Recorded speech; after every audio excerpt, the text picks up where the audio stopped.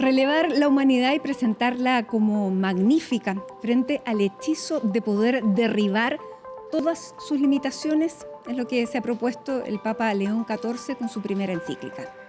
En un tiempo de escasos liderazgos, advierte que la inteligencia artificial no es moralmente neutra, que tiende a aumentar el poder de quien dispone de los recursos económicos, competencias y acceso a los datos. No habla desde la imposición, tampoco desde el eufemismo, y desenmascara el hecho de que pequeños grupos muy influyentes pueden orientar informaciones, condicionar procesos democráticos e incidir en las dinámicas económicas en beneficio propio. Magnífica Humanitas no impone respuestas, sino que abre preguntas. Por eso, aquí, en CNN Chile, quisimos desmenuzarla y conversar. No es un diálogo sobre tecnología, tampoco es un diálogo sobre fe. Es una conversación del tipo de sociedad en la que ya estamos inmersos, pero en la que aún tenemos un rol y León XIV nos llama a ejercerlo. En este capítulo de Modo Humano vamos a conversar con Daniel Mansuy.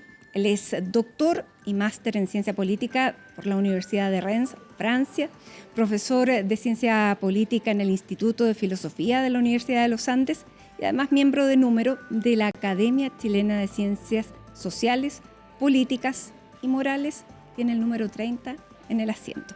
Daniel Mansuy, bienvenido a conversar. Muchas gracias, Mati. Encantado de estar aquí, sobre todo para conversar sobre este tema tan fascinante y que abre tantos desafíos. Sin duda.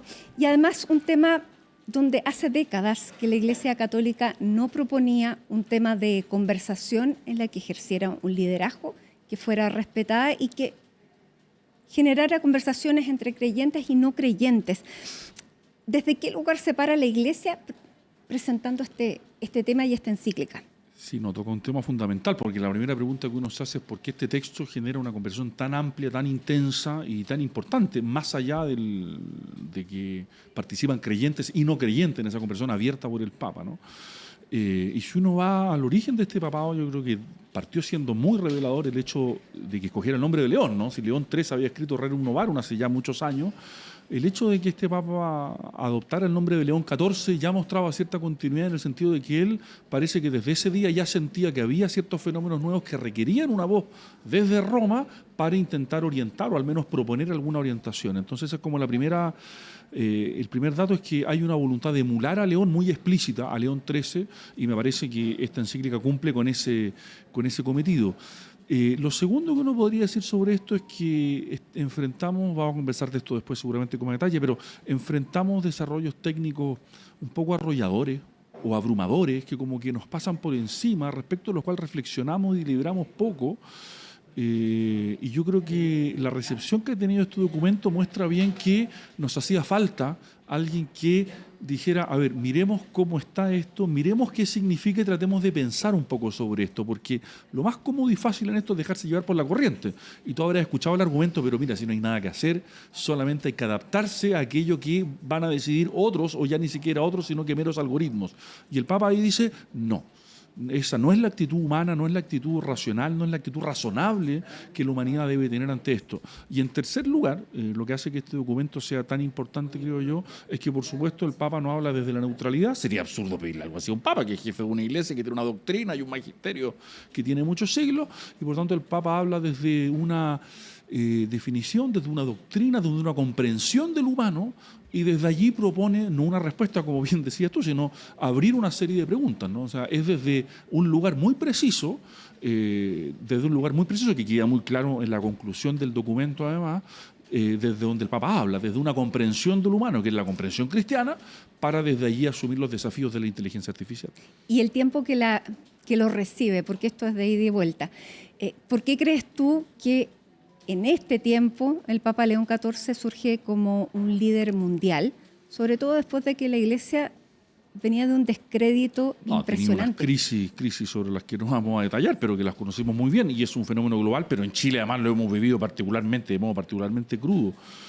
Yo creo que el mundo está tan fragmentado, están tan erosionadas las autoridades, estamos tan desorientados en general, Porque el mundo contemporáneo es así, por muchas cosas que podremos conversar después. De hecho, uno de los temas centrales de esta encíclica es precisamente que en el desarrollo tecnológico las decisiones están siendo tomadas por agentes que parece que no son muy responsables delante de nadie, ¿no? No hay nada parecido a una deliberación. Y por tanto, me parece que el Papa logra ejercer un liderazgo, o en todo caso, elaborar una propuesta que es escuchada en la medida en que no hay en el mundo personas que estén reflexionando y diciendo alto y fuerte, con la potencia que tiene la Iglesia, por supuesto, este tipo de cosas. Si te fijas, no hay intelectuales, hay muchas cosas escritas muy importantes sobre inteligencia artificial, pero ya no tenemos intelectuales globalmente reconocidos sobre eso. Los jefes de Estado parecen estar en otra cosa, y por tanto me parece que el Papa en esto viene a llenar cierto vacío. Y no se trata de que tengamos todos que estar de acuerdo con él, ¿no? Porque habrá gente que está de acuerdo con alguna parte o no, que no le gusta, pero permite abrir una conversación que yo creo que era urgente y muy necesaria. ¿Desde cuándo que tú sientes que es necesario mantener los tiempos de lo humano? Tú eres una persona que no tiene WhatsApp, por ejemplo, como una definición propia. ¿Desde cuándo que se ha vuelto necesario poner esos resguardos? O sea, yo creo que la tecnología, que nos da muchas cosas muy buenas, no cabe ninguna duda, y que nos ha permitido avances, digamos, que nuestros abuelos no habrían soñado. Y digo nuestros abuelos, nosotros hace 20 años. ¿Ah? O sea, el iPhone es un invento del 2008, 2010. O sea, cuando yo estaba en la universidad no existía ni siquiera el teléfono celular, ni siquiera digo iPhone, ¿no? Sino que existía solamente el teléfono fijo. Esto ha sido de una velocidad impresionante. Pero, naturalmente, esto supone también riesgos, ¿no? Y si tú te fijas, en el mundo contemporáneo se nos prometió que la conectividad nos iba a tener completamente acompañados, y el gran fenómeno contemporáneo, el gran drama contemporáneo es la soledad. O sea, estamos más conectados que nunca, pero la gente está al mismo tiempo más sola que nunca. Y por tanto, a mí me parece que si es que no reflexionamos críticamente sobre cómo se introducen estos mecanismos, estas tecnologías en nuestras vidas, tenemos un problema. El caso de los niños es completamente evidente, ¿no? O sea, ¿qué tanto bien le hace a un niño tener una pantalla y cuánto tiempo debe tenerla? ¿Qué significa ponerle limitaciones a un niño si es que la cultura va encima? Y todos los que somos padres habremos escuchado esto, ¿no? Uno quisiera retardar el teléfono a su niño, pero resulta que todos sus compañeros tienen, y por tanto empieza a pagar un precio social. Y uno ahí empieza a equilibrar y a ponderar los bienes, porque yo no quiero que mi hijo sea un paria social, pero tampoco quiero darle un teléfono a una edad que me parece muy temprana. ¿Cómo se equilibran esas cosas? Bueno, son preguntas que como sociedad tenemos que hacernos, digamos, y pongo el ejemplo para no decirlo tan abstracto. Los apoderados de un curso deberían hacerse en conjunto antes que la decisión se vaya tomando así porque las cosas simplemente fueron ocurriendo. Entonces, los desafíos que plantea esto es a no adoptar acríticamente todo lo que viene, sino entender que esto supone riesgo, que para la formación de los niños y de los estudiantes supone problemas, supone oportunidades, pero también problemas, y por tanto mirarlos con más distancia de la que suele mirarse, ¿no? Porque este sería mi punto, pero yo soy profesor de filosofía, lo que me da, digamos, cierto, hablo desde un lugar, ¿no? La inmediatez no siempre es la mejor respuesta, la inmediatez no siempre es la mejor solución. Y para que veas que la tecnología tiene cosas buenas, fíjate lo bueno que es esta cosa que tiene Gmail, digamos, que uno puede decir, mándame el correo después de 30 segundos. De modo que yo puedo poner enviar y tengo 30 segundos para arrepentirme, porque la inmediatez no es buena y muchas veces uno se arrepiente. Yo uso mucho otra función, que es la de mándelo en 2 horas más. Si se me ocurre algo en 2 horas más, porque la inmediatez parece que no es lo más apropiado para nosotros, siempre. Ahora uno dice, ¿cuán tarde puede haber llegado esta reflexión? Porque si recordamos hace unos años atrás fueron los mismos desarrolladores de la inteligencia artificial los que se propusieron una tregua, una pausa. Eso no resultó. Y hoy día el Papa nos propone ponernos a pensar sobre estos límites. ¿Es posible ya poner límites cuando el mismo Papa reconoce aquí en la encíclica que todo esto se está desarrollando y lo dice aquí bien claramente? Cuando hay ya controladores de esta inteligencia artificial que están imponiendo su propia visión moral, que es lo que está en la base de todos los sistemas económicos, sistemas políticos, sistemas de pensamiento. Y dice otra cosa, dice que esto va a quedar obsoleto pronto porque esto avanza a una velocidad tal que en 2 semanas más será una nueva tecnología y esto cambia. Y hace un año hablábamos y reconoce la que él mismo está inserto. De hecho, cuando la presenta con un desarrollador de inteligencia artificial. Efectivamente. Yo creo que aquí hay que distinguir 2 cosas. Esto avanza y avanza más allá de la voluntad que tenga el Papa o nosotros, porque hay una dinámica y una inercia que es muy fuerte. Pero donde yo creo que está el corazón del mensaje de la encíclica es el hecho de que avance no debe impedir nuestra reflexión. Y el hecho de que avance no nos debe convertir en borregos de ese desarrollo, sino en agentes críticos para adoptar o no ese desarrollo según lo pensemos. Entonces, posiblemente muchas de sus dinámicas sean muy difíciles de revertir o incluso de frenar. Pero eso no quita nada al hecho de que la reflexividad humana sigue ahí. Y por tanto, por decirlo así, la mejor manera de resistir, quienes somos siempre ciudadanos sin poder alguno respecto de las dinámicas globales, ¿no? Porque uno no tiene ninguno, es decir, bueno, ¿cuándo lo voy a usar? ¿Cuándo no? Los que somos profesores, ¿qué le voy a decir a mis alumnos sobre esto? ¿Qué le voy a decir a mis hijos, los que somos padres, sobre esto? Ese es nuestro grano de arena, que parecerá insignificante, pero yo creo que puede ser muy relevante, de la resistencia, no sé si es la mejor palabra, pero del decir, mire, podemos pensar sobre esto para saber en qué la vamos a usar y cómo la vamos a usar. Bueno, y él mismo dice que cada uno sí tiene un rol, porque si no, el resto es rendirse. Efectivamente, y a lo que llama el Papa, creo yo, es a que no podemos abandonar nuestra condición de agentes morales y rendirnos frente a dinámicas que consideramos irresistibles, porque siempre podemos de algún modo resistir. Y por eso también es muy importante la primera parte de la encíclica, donde el Papa hace una síntesis bien notable, y la encuentro bien extraordinaria, de la historia de la doctrina social de la Iglesia, porque esto está enmarcado en una historia de encíclica social, en fin, la primera es la de León XIII, pero hubo muchas en los sucesivos, Juan Pablo II escribió varias. Claro, se enmarca en un continuo. Se enmarca una tradición, ¿no? Y ahí reivindica el origen del principio de subsidiariedad, ¿no? Y el principio de subsidiariedad como aquel principio que permite que las asociaciones humanas, que las comunidades humanas vitales puedan también tener algo que decir y tomen decisiones. Sin quitarle el rol al Estado, que también plantea que es fundamental el rol al Estado, crear los marcos. Pero vuelvo al ejemplo de los apoderados, los que somos padres. Bueno, deberíamos juntarnos con otros padres para decir, bueno, ¿cómo enfrentamos este problema? O los profesores, y un largo etcétera. Ahora también reflexiones sobre qué es lo humano, porque esta nueva tecnología tiene este riesgo de presentarnos la inexistencia de límites. Ya no hay límites porque si tú te enfermas te pueden aplicar una técnica, te pueden poner una extensión, etc. ¿Qué es lo que sigue siendo humano cuando aparentemente esta tecnología también va a tener ciertas capacidades que ya no van a ser influidas por un tercero, sino que están creando sistemas propios, lo que se llama la subjetividad a la que se va a llegar? Pregunta fascinante que voy a intentar responder esquemáticamente porque son realmente muchos problemas. Primero, el Papa lo que intenta hacer, y a mí me parece muy persuasiva esa parte de la encíclica, pero esto es una discusión abierta, es reivindicar el carácter del límite. Los humanos somos limitados. Y hay un valor. Y hay un valor en eso, por supuesto que hay un valor. Toda la ética del cuidado trabaja esto hace mucho tiempo, no es la vulnerabilidad, hay un valor, hay algo que aprendemos de las personas vulnerables que son limitadas, ¿no? Y no voy a decir, este canal tiene o tuvo un programa que se llamaba Conciencia Inclusiva, ¿no? Que precisamente, bueno, la inclusión supone inclusión de personas que tienen limitaciones, ¿no? Y sería raro decir que no hay humanidad allí donde hay limitaciones, porque quienes hemos conocido, cuidado o querido, amado profundamente a personas con limitaciones, sabemos que allí hay algo más profundamente humano. Por tanto, reivindicar la noción de límite, allí donde hay límite, no es que no hay humanidad, sino que hay más humanidad. Y por tanto, la idea promete que podemos superar todos los límites. Es una idea complicada, es una idea que tiene muchos problemas, es una idea que nos lleva a descartar a las personas que tienen esa vulnerabilidad y que no nos permite comprender bien lo que somos, ¿no? Mi abuelita siempre decía, no es que sea obligatorio decirlo así, por favor, mi abuelita siempre decía, yo tengo arruga y soy vieja arrugada porque soy vieja. Y todos vamos a ser viejos, y la manera en que hay que aceptar esto es que tengo arrugas, digamos. Soy vanidosa también y me pinto un poco, pero las arrugas son parte de la vida porque todos vamos a envejecer, o ya estamos, en mi caso, envejeciendo aceleradamente. Esa es la primera idea. Amo a tu abuelita. ¿Ah? Yo también, estamos de acuerdo.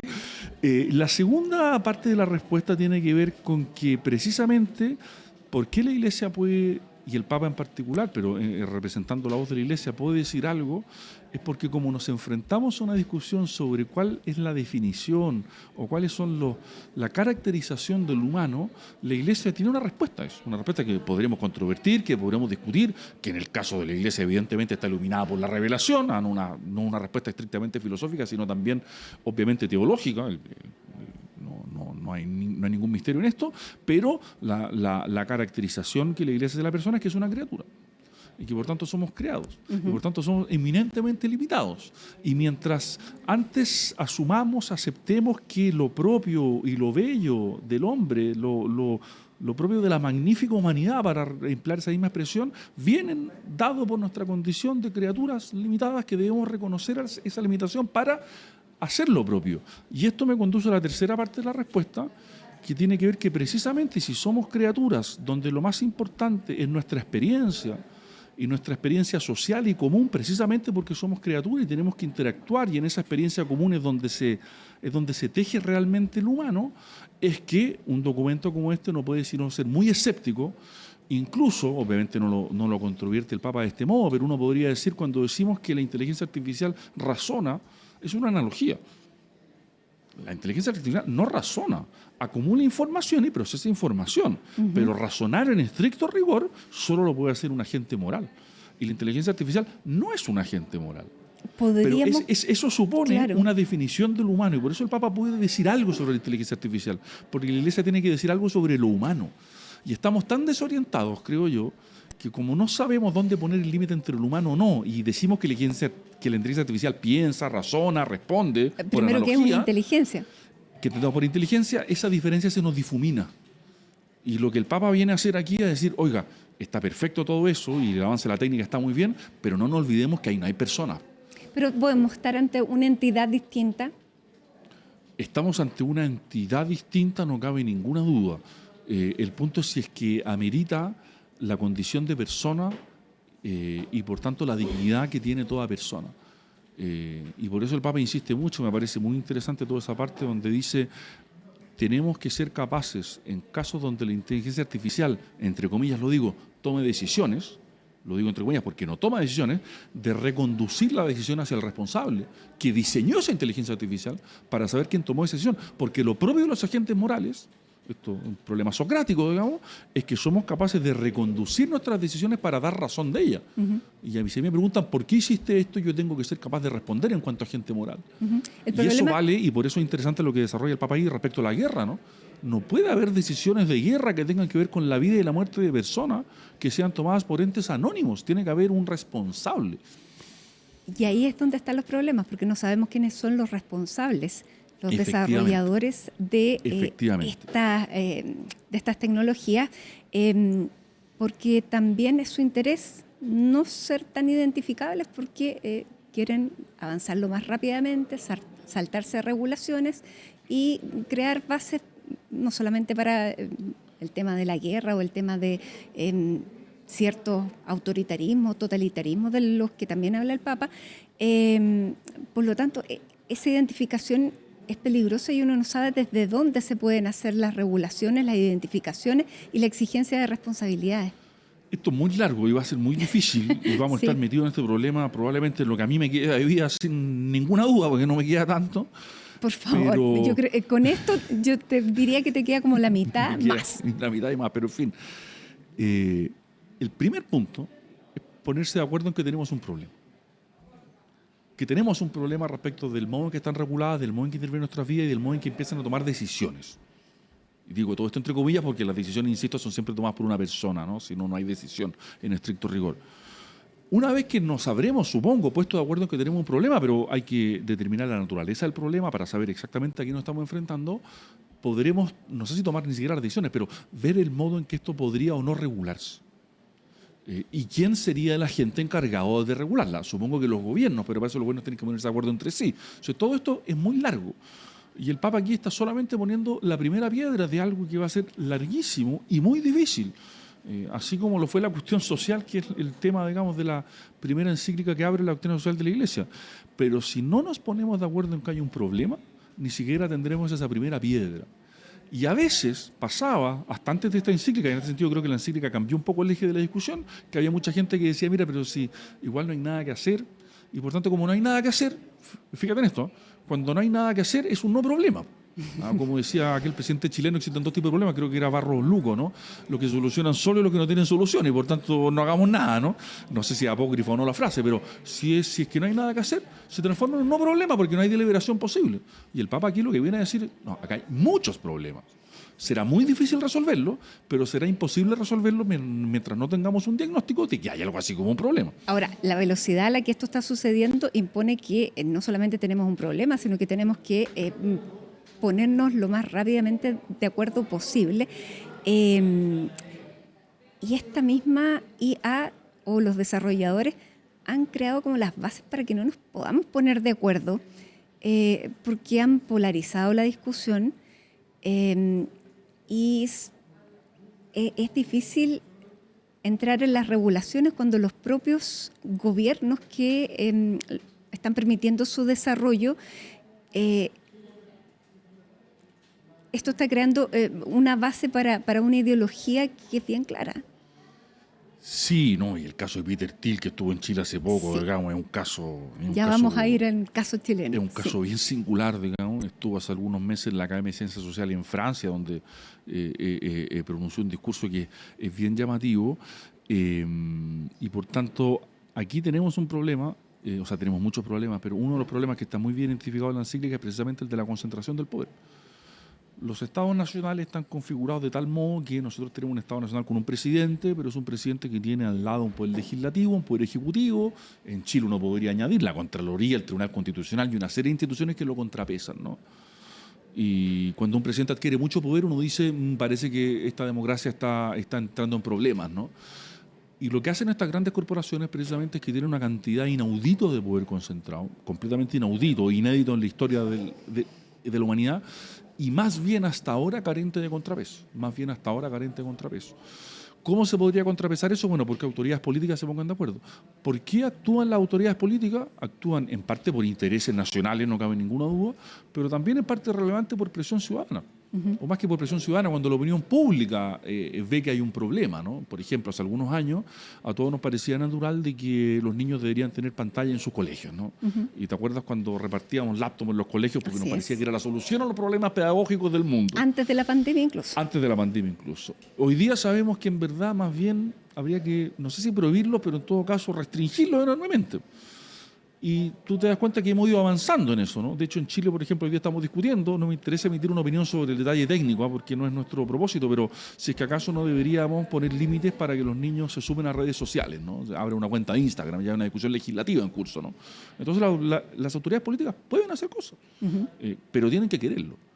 Y el hecho de que las quieran hacer no significa que les va a ir siempre bien, pero lo peor es la inacción o el derrotismo o el sentir que no hay nada que hacer. Y por eso cada cual en nuestro espacio, por limitado que sea, deberíamos empujar hacia que esos contrapesos tengan lugar. Porque hay demasiado que hacer y en un tiempo muy corto. Y hay demasiado Al en revés. juego. Sí. Daniel, vamos a hacer una pausa en modo humano para seguir conversando sobre esta magnífica humanidad que nos pone tantos y tantos desafíos e interrogantes.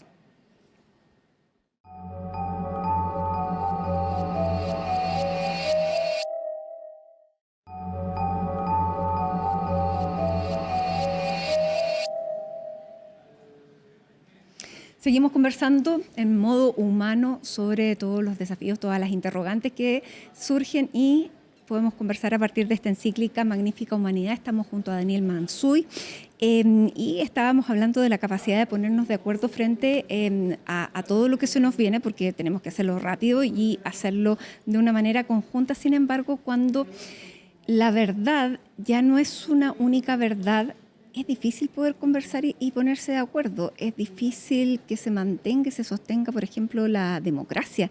Y aquí lo que dice el Papa, por ejemplo, dice en el párrafo 132 de esta encíclica, que se llama Verdad y Democracia, dice: la inteligencia artificial acelera los profundos cambios de la comunicación pública y política.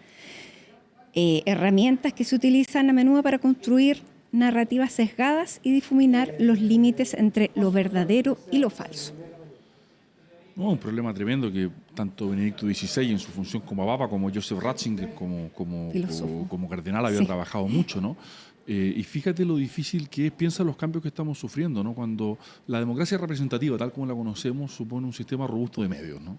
Y aquí tenemos uno, digamos, que hace ese esfuerzo, pero los medios, no digo nada muy nuevo, están en crisis precisamente porque hay un cambio brutal en el modelo económico, en el modelo de negocio, digamos, donde la publicidad antigua hoy día está encauzada preferentemente a través de plataformas globales, ¿no? Y la pregunta es muy radical, pero ¿puede subsistir la democracia representativa sin un sistema robusto de medios donde se dé la discusión pública que permite la deliberación que da lugar a una legitimidad política? Fíjate la pregunta gorda, ¿no? Porque siempre hemos pensado los medios, bueno, ahí están los medios, les puede ir mejor o peor, pero no, los medios son... No hay democracia representativa que funcione sanamente sin un sistema robusto de medios. Si fíjate el tipo de preguntas que se hace, si ya no tenemos, si en un futuro, por ejemplo, no tendremos con quién validar que una información es cierta o no, que es lo que cumple un sistema robusto de medios, ¿no? Y que es lo básico, claro. Bueno, resulta que las cosas se vuelven mucho más complicadas y no sabemos quién nos está respondiendo, ¿no? Por eso es tan importante, fíjate tú, que la inteligencia artificial, que genera cierta fascinación en algunos y que tiene cosas buenas porque nos puede ahorrar mucho trabajo. Pero fíjate que esto es muy importante, creo yo, y el Papa lo dice en algún lugar, ¿no? La generación que creció y vivió sin inteligencia artificial estudió, se formó y se matió la cabeza de un modo tal que le permite hacer las preguntas adecuadas a la inteligencia artificial y tiene juicio crítico para saber si lo que te está respondiendo funciona o no y cómo funciona. La pregunta es si aquellos que van a haber sido, digamos, criados nativamente en inteligencia artificial van a tener esa distancia y ese juicio crítico. Y por eso las partes más luminosas, al menos por mi oficio, que me parecen a mí la encíclica, son las que se refieren a la educación. Porque está delegando el pensamiento Exacto. en una herramienta. Porque la educación es un proceso personal, donde es uno el que aprende. Y es un proceso que tiene sus tiempos. Y tiene sus tiempos y tiene su... En fin. Yo hablo como profesor de filosofía, ¿no? Cuando usted entra a filosofía moderna y tiene que leer la razón pura de Kant, bueno, usted tiene que ir a matearse y cada carrera tendrá sus ramos así, ¿no? Usted tiene que ir a la biblioteca a pasar muchas horas luchando con una piedra, digamos, agarrarse a cabezazos, ¿no? Y no hay modo de ahorrarse ese proceso. O sea, si usted quiere ser un buen profesor de filosofía, usted tiene que haber pasado muchas horas tratando de descifrar lo que tal autor, en este caso Kant, pero da lo mismo, quiere decir en ese texto. La inteligencia artificial no sirve para eso. Y no ayuda en eso. Más bien puede ser un estorbo porque nos da la impresión de que nos está facilitando un trabajo, pero un trabajo que solamente puede ser realizado por el agente moral, por la persona que está aprendiendo. Y fíjate, hace algunos años se nos decía que la tecnología iba a revolucionar la educación y que la iba a cambiar para siempre. Bueno, sí. Y sabes, en un sentido sí, pero ¿sabes a qué estamos volviendo? A la prueba manuscrita. Delante mía. Estamos volviendo a los métodos más clásicos, más antiguos y más tradicionales. Prueba manuscrita de varias horas, porque yo ya no puedo confiar si usted escribió o no lo que me entrega de su casa. Y por tanto, en un sentido la educación cambió radicalmente, pero en otro sentido volvemos a lo más elemental. Un profesor que le habla a sus alumnos y que los evalúa con lápiz y papel. Paradójicamente nos hará volver al humano. Y paradójicamente eso te hace volver efectivamente al contacto y a la experiencia intelectual, en el caso de los profesores, que es la más propiamente elementalmente humana. Un profesor hablando con un alumno y leyendo lo que ellos escriben con su mano. Porque cuando está mediada por demasiada tecnología, ya no estamos seguros de que el proceso de aprendizaje esté ocurriendo tal y como debería estar ocurriendo. Porque a mí no me interesa, este sería todo el punto, ¿no? A mí no me interesa que el alumno me dé la respuesta correcta.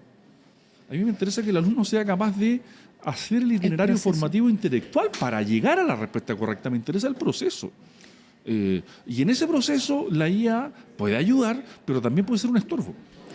Exactamente, porque hay un momento en la madurez del aprendizaje en que te hacen clic las cosas y que las cosas cobran sentido. Y eso necesita proceso, no es automático, eso es tiempo. No es inmediato. Fíjate, otro ejemplo. Esto tiene que ver, uno no tiene ni mérito ni demérito por el año en que nació, ¿no? Pero a mí me tocó escribir una gorda tesis doctoral en otro idioma. Ejercicio que me tomó dolores de cabeza, digamos, infinitos. Enfrentado hoy día a esa disyuntiva, tú simplemente lo traduces. Porque obviamente es muy arduo escribir una lengua que no es la materna, ¿no? Pero uno aprende infinito. Claro. Ese aprendizaje no te lo reemplaza nada. Y yo le podría hoy día hacer clic y el libro, la tesis queda enteramente traducida en instantes, no lo que a uno le tomó años literalmente hacer. Pero el aprendizaje de haberse metido en la cabeza otro idioma, otra lengua, otras categorías, ese no se reemplaza. Sí, esas son las cosas que ¿ganamos tiempo? Sí, perfecto, muchas cosas, no cabe Pero duda. el tema es que se va a Pero valorar estamos perdiendo cosas también. ¿Qué se va a valorar más si es la rapidez, lo que tú ganaste o lo que tú aprendiste en tiempo? Es que en un sentido el tiempo, por supuesto que se vuelve, la eficacia de estos instrumentos, digamos, evidentemente no tiene parangón y todos la podemos usar en el día a día, hasta en cosas de las que no somos tan conscientes, pero cuando uno pone Waze para ir en auto, bueno, es inteligencia artificial, de hecho. ¿No? Dejó de pensar la ruta. Es extraordinariamente simple. Fíjate cómo se ha degradado en algo tan elemental como la ubicación en la ciudad. No, yo miraba a mi papá que abría un mapa y lo miraba y yo lo miraba con él, digamos, y uno se ubicaba, ¿no? Eso hoy día la gente lo perdió completamente, el sentido de la ubicación, no se cae Waze y ya no sabemos dónde ir. Pero lo que quería ir era a esto, de que efectivamente nos hace más rápidas muchas tareas, pero el juicio para evaluar esas tareas solamente lo pueden formar agentes intelectuales y morales. Y por tanto, el juicio crítico que tengamos respecto de esto, eso no se puede delegar completamente porque la responsabilidad no se puede delegar. Y por tanto, me parece a mí que en la tarea formativa, hay que emplear los métodos más arcaicos que sea posible, perdón por lo provocativo de la fórmula, porque eso nos va a permitir después emplear del mejor modo esto. Sigamos con el tema de la verdad y la democracia, que está, lo vimos en peligro por el mismo sistema de medios, partiendo desde ahí. El Papa dice, párrafo 134, el desinterés por la verdad conduce lenta pero inexorablemente hacia el totalitarismo para el cual, como escribió la filósofa Hannah Arendt, los súbditos ideales no son tanto aquellos ideológicamente convencidos, sino las personas para quienes ya no existe la distinción entre el hecho y la ficción, es decir, entre la realidad, la experiencia y la distinción entre lo verdadero y lo falso, es decir, lo que ya nos está empezando a pasar. Entonces, esto es lo que es una tierra fértil para nada menos que el totalitarismo. ¿Ese es el riesgo que estamos enfrentando? Sí, por supuesto, un totalitarismo distinto al que vivo en el siglo XX, pero sí, sin duda. Si uno lee el gran libro, la gran novela, digamos, que intenta formular esto, que es 1984 de Orwell, precisamente lo que uno ve en 1984 es que las personas son simplemente, por decirlo así, receptáculos de una verdad que deciden otros, ¿no? Y por tanto la persona que decide, o la entidad, o el Estado en este caso, que decide lo que es cierto, bueno, tiene un poder total sobre las personas, porque las personas han perdido el juicio crítico. Y por tanto, lo que tenemos que hacer, para no caer en eso, pero es un riesgo evidente y palpable, es precisamente mantener vivas las comunidades de todo tipo, digamos, intermedias, y por eso vuelvo al principio de subsidiariedad, que nos permitan tener una vida común con relativa autonomía de los medios tecnológicos. Y eso es lo que nos puede salvar de eso, ¿no? Porque el totalitarismo, la misma Arendt lo explica, solamente opera allí donde hay individuos completamente atomizados. El totalitarismo no opera allí donde hay comunidades vivas. Y por tanto, la tecnología, que insisto tiene muchas cosas que son buenas y útiles, no nos debe conducir a abandonar las comunidades reales, que significa, para decirlo muy simplemente, el contacto personal real. O sea, una cosa es que es muy bueno poder tener Zoom con una persona que está fuera del país. Y el juicio. El juicio también. Y el juicio también, porque por supuesto. Los totalitarismos antiguos surgieron cuando no había IA y cuando había comunidad. Efectivamente, pero con comunidades muy deslavadas, y por eso que surge, pero eso nos llevaría muy lejos. Entonces lo que tenemos que mantener son esas comunidades vivas que permitan, como bien dices tú, mantener juicios sobre la realidad, que sean autónomos de lo que nos dice una inteligencia artificial que no tiene responsable último. Ese es todo el problema, digamos. O, por decirlo así, prefiero que un amigo me dé un consejo equivocado, pero con cariño. ¿Se entiende, no? Porque está involucrado en mi vida a pedirle consejo a la IA. ¿Cómo lo estamos tomando aquí en Chile, Daniel? Porque pareciera que esto se está conversando en la sobremesa, que es muy, muy valioso, pero en la discusión pública yo veo poco. En un gobierno en que uno podría pensar que es muy cercano a la Iglesia, de hecho tenemos un presidente que bendice al final de sus discursos, pero no hemos escuchado ninguna posición oficial frente a una propuesta como esta. Dos cosas. Uno, es verdad que es una conversación de sobremesa y que es muy importante, pero que no agota el problema. Pero yo diría que no es solo de sobremesa. Si tú vas hoy día a cualquier, esto me toca verlo a mí vivencialmente, a cualquier comedor de profesor En universitario la o academia, de por cierto. estudiante, es algo que se está discutiendo muchísimo. Ya hay publicaciones, hay libros, hay revistas. O sea, hay una reflexión más o menos abundante sobre esto en el mundo, pero también en Chile. Ya, pero vino Peter Thiel y no supimos. Pero vino Peter Thiel y no supimos, y eso me lleva a la segunda parte de la discusión. Me parece a mí que el gobierno en particular, este gobierno en particular, no ha elaborado ningún discurso en ninguna dirección respecto a esto. No sé si la palabra es pasivo, pero en todo caso yo no le he escuchado nada. Me parece que hay una discusión interna hasta donde yo alcanzo a vislumbrar, porque la ministra de Ciencia parece ser más bien entusiasta de este tipo de desarrollo, y no todo el mundo en el gobierno está de acuerdo con eso, y por tanto esto ha llevado a cierto... Y traemos esta pregunta porque cierto si silencio. Peter Thiel viene, se reúne con el presidente y uno no sabe si el presidente está súper de acuerdo con Peter Thiel o no, si es lo que quiere propiciar como gobierno. O sea, respecto a la visita de Peter Thiel, que es un personaje muy importante en esta galaxia y en este nuevo mundo, que tiene ideas, digamos, extraordinariamente singulares, pero una persona muy influyente, es una persona culta, ojo, Sí. es una persona extraordinariamente, o sea, no es alguien que no haya leído ni haya pensado las cosas, ¿no? Es una persona culta con ideas con las que yo estoy en radical desacuerdo, pero no es, como sugerías tú antes, tiene un proyecto, ¿no? Las preguntas abiertas sobre su visita a Chile y qué vino a hacer y qué conversó con el presidente son preguntas que es perfectamente legítimo, y no solo legítimo, sino que es necesario plantear en el debate público, respecto a las cuales el gobierno, a mi juicio, debería dar una respuesta, que hasta ahora no ha habido. Se argumentan razones de seguridad. Lo que hace todavía más apremiante la pregunta. Más apremiante la pregunta, cuestiones de seguridad, bueno, ¿y cuáles, no? ¿Cuáles? Insisto, el presidente tiene todo el derecho a reunirse con él, no una objeción, pero como esto se filtró luego, sino que no se hizo público, ni se ha hecho... No ser transparentado. Ni se ha comunicado nada en la materia de la conversación, uno tiene derecho a hacerse esta pregunta. Y también llama la atención que sea un gobierno donde el presidente profesa la fe católica, que no haya hecho ninguna referencia a ninguno de estos, digamos, postulados. Hemos escuchado al diputado Chalpern hablar del Papa y de los discursos de León XIV, pero no hemos escuchado nada oficial. ¿Eso es porque León XIV también se ha erigido como un antagonista frente a un personaje como Donald Trump? A ver, como conversábamos antes, toda encíclica tiene cosas incómodas para todo el mundo, y eso es lo propio de una encíclica, ¿no? Y acá hay cosas que le van a dar el zapato a todos. Yo no creo que el presidente esté pensando en ese tipo de dilemas cuando prefiere hasta ahora mantener el silencio, aunque hay cosas incómodas también para su sector político, como no podría sino ser el caso. Lo que sí creo es que sobre estos temas en las derechas chilenas no hay acuerdo ninguno.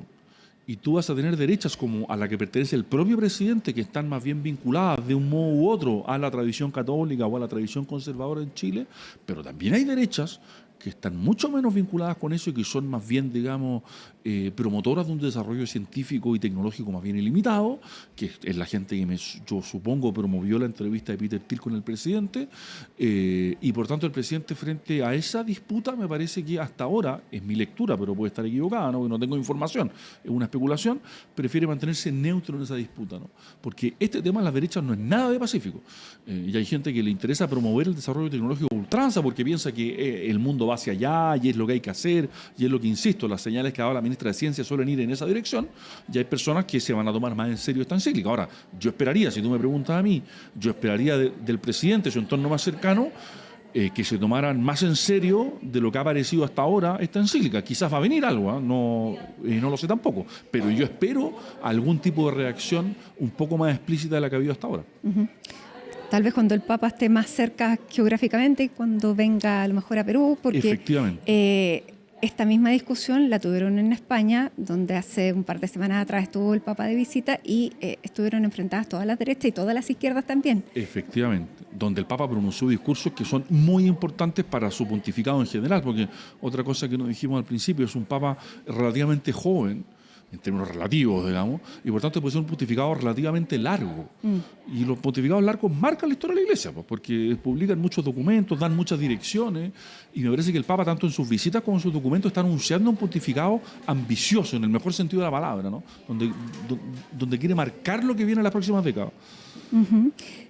El Papa dice que la calidad o cómo se mide a las sociedades es cómo trata a sus migrantes. Y eso también nos interpela hoy día.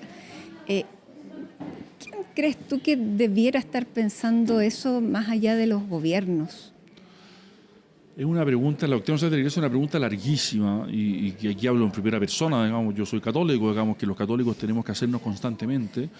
Y que el Papa Francisco había dicho también cosas muy severas a este respecto, ¿no? Hay deberes de humanidad y deberes de caridad que tenemos con los migrantes, no cabe ninguna duda. ¿no? Ahora, el Papa León hace una diferencia porque lo pone de ida y vuelta. Él dice, pero eso es lo que te iba a decir. Cuando estuvo en España dijo algo muy interesante, ¿no? Porque también dijo, también tenemos que cuidar el derecho de las personas a no tener que migrar. Entonces, estos dos deberes son correlativos, ¿no? Tenemos el deber, por supuesto, de acoger a las personas que están en dificultades, obvio, pero también tenemos el deber de entender de cómo ayudamos a que esas personas no tengan que salir de sus lugares, porque lo natural y lo bueno para esos países es que esas personas se queden en su país apoyando el desarrollo de ese lugar, ¿no? Y por tanto, esto va en los dos sentidos. Y por también, eso el Papa León, como que por decirlo así, cambió un poco el giro de la discusión. Y que los que migren ganen también su derecho a estar en esa sociedad a la que llegan. Por supuesto, y que también tienen deberes respecto a la sociedad que los acoge, ¿no? Entonces, estos deberes son muy correlativos y son muy recíprocos. Por tanto, me parece a mí que el Papa León puso esta discusión en un marco mucho más amplio de lo que se suele discutir, sin perjuicio de lo cual dice cosas incómodas para todos los sectores. Lo otro que también plantea, y tiene mucha relación con la encíclica de 135 años atrás de la Rerum Novarum, es el tema del trabajo. Porque lo que estamos viendo es que la inteligencia artificial está reemplazando muchísimos trabajos, probablemente a nivel mundial está creando una cantidad de desempleo y probablemente aquí mismo parte de estos números que tenemos se explican también por esto. Pero hay sociedades que se están preguntando quién tiene que asumir el costo de estos empleos que se están destruyendo. ¿Cómo ves tú que lo podríamos ver o afrontar en Chile cuando somos una sociedad que es más pobre, que estamos más bien viendo el desempleo tradicional y no esta avalancha que se nos viene? Sí, tuvo una especie de destrucción creativa rapidísima, como decía Schumpeter, pero a una velocidad completamente inaudita. Es un problema económico, por un lado, porque las empresas requieren personas con trabajo que compren sus productos. O sea, como que el capitalismo no funciona si que no hay empleados que tienen salario que compran, ¿no? Como un dato... Bueno, en China parece que no están despidiendo a nadie. Ya, ok. Para poner el problema económico, pero aun no cuando problema, se reemplacen sus tareas. Que primero interesa al Papa. Por otro lado, ojo también, porque nos va a ahorrar mucho trabajo, pero en el trabajo también hay perfección. También hay desarrollo humano y hay comunidad. A todos nos gustaría, y conocemos gente, y por decirlo así, desplegamos talentos, ¿no? Y todos nosotros cuando terminan las vacaciones nos da un poco de lata porque nos quisiéramos quedar, pero en verdad eso es una ilusión, ¿no? Nos aburriríamos al cuarto mes de vacaciones. Las vacaciones son entretenidas porque duran acotadamente, ¿no? Nuestra vida no transcurre ahí, ¿no? Son un episodio. Y por tanto, resguardar también la idea de que el hecho de que, oye, no va a haber nada más que hacer, no es una buena perspectiva para la humanidad, digamos. Claro, probablemente vamos a encontrar cosas que hacer, pero en el intertanto, ¿qué hacemos con la gente que va perdiendo sus trabajos? Y por otro lado, tenemos que preocuparnos o tenemos que tomar medidas correctivas para entender que esa destrucción de empleo sea corregida o sea rectificada lo antes posible por esa destrucción creativa que llamaba Schumpeter, ¿no? De qué tipos de empleos se van a crear después y por tanto, y en esto las universidades, aquí tenemos una pregunta abierta que no tenemos respuesta, yo no tengo respuesta, ¿no? Que cuáles son las habilidades del mañana. ¿Qué deberíamos enseñar en las universidades, ¿no? Porque parece que muchas de las cosas que enseñamos pueden ser reemplazadas mañana. Y esta pregunta es tan radical que incluso yo puedo tomar una decisión hoy día lo que tenemos que enseñar, pero cuando el alumno salga en 4 o 5 o en 5 años más, esto ya va a haber cambiado. Ya, entonces estamos enfrentados a unas preguntas muy radicales, ¿no? De qué es lo que es un buen profesional, no hoy día, sino que en 5 años más con la velocidad de estos cambios. Y eso te quería preguntar a ti, ya nos quedan pocos minutos de esta conversación, lamentablemente, Daniel, pero ¿cómo te interpela en tu calidad de profesor universitario, pero además profesor de filosofía y de política? Me interpela en el sentido siguiente de que a mí me parece de que lo que debemos transmitir en términos generales, y esto después depende según la disciplina, ¿no?, es precisamente la capacidad de hacerse preguntas. Porque aquí las personas que van a tener ventajas comparativas en el futuro van a ser las personas que le sepan hacer las preguntas correctas a la IA. Tú tienes un océano, ya no solo de información como con Internet, sino que un océano de respuestas infinitas. Entonces, ¿cómo hacerle la pregunta correcta? ¿Y cómo formo yo la cabeza de alguien para que sepa hacer la pregunta correcta? Ese es el desafío, pero esa cabeza, esto es curioso, la cabeza que esté en condiciones de hacer la pregunta correcta debe estar no repleta de información, pero sí con los datos y con la información clave que me permite juzgar y discriminar cómo me está respondiendo y cómo preciso yo mejor la pregunta. ¿Y qué estás haciendo hoy en el aula con el tema de la inteligencia artificial? ¿Qué estoy haciendo yo? Yo estoy advirtiendo a mis alumnos de filosofía que mal empleada puede ser una trampa. ¿Pero los dejas utilizarla? No tengo problema, o sea, no hay una provisión total y completamente explícita para nada, siempre y cuando adviertan y conozcan el riesgo que está involucrado en el hecho de que no sirve para ahorrarse procesos mentales que solo tienen que hacer ellos. Pero, Ahora, por ejemplo, ante lo que hubieras tú hecho ahora con la tesis, frente a esa pregunta, ¿los dejarías hacer la traducción o no? La traducción, si es que yo fuera profesor de lengua, les pediría una traducción delante mío. Yo no enseño lenguas, digamos, pero un profesor de latino o de griego hoy día, que son los idiomas que se enseñan en filosofía, pero tú usted me traduce delante mío. Tesis. Yo creo que ya no es posible simplemente impedirle a alguien que use herramientas de traducción inteligente. Pero se va a enfrentar al problema, y esta es toda la pregunta, que después para corregir bien esa traducción necesitas tener un muy buen manejo del idioma al cual fue traducido. Y por tanto, está jugando al comprahuevo al final, ¿no? Ya. Pero es efectivamente muy difícil hacerlo. Bueno, ¿cuál va a ser el rol de la escuela en esa misma línea? Porque aquí también habla y habla del rol subsidiario, pero también habla del rol del Estado también. Y aquí hay de los dos, porque los que son pro Estado están tomando una respuesta del Papa y los que son por un Estado pro, digamos, subsidiario, toman lo otro. ¿Cómo lo ves tú? Sí, en la comprensión de subsidiariedad del Papa, lo que pasa es que esta discusión en Chile está tan contaminada, pero en la comprensión de subsidiariedad de la doctrina, o sea, de la Iglesia en general, digamos, no hay oposición, ¿no? Sino que el Estado tiene que ir allí donde las comunidades no logran resolver sus problemas, ¿no? Y por tanto el papel del Estado es insustituible allí donde las comunidades menores tienen demasiadas dificultades para cumplir con sus propios fines. Pero allí donde pueden hacerlo, el Estado debe no abstenerse, porque esa palabra, digamos, yo creo que es fruto de muchos malos entendidos, sino que fomentar y preservar la dimensión de vitalidad que tienen las propias comunidades. Y por eso el Estado, por supuesto que tiene que fijar reglas, pero me parece que la responsabilidad primera es de las comunidades. Y la responsabilidad primera de la educación de nuestros hijos es de nosotros padres que, junto y en colaboración y en estrecha coordinación con las escuelas y bajo la supervisión natural del Estado para que esto se realice dentro de ciertos límites, debe ocurrir. O sea, no hay nadie que vaya a tomar decisiones por nuestros hijos por nosotros.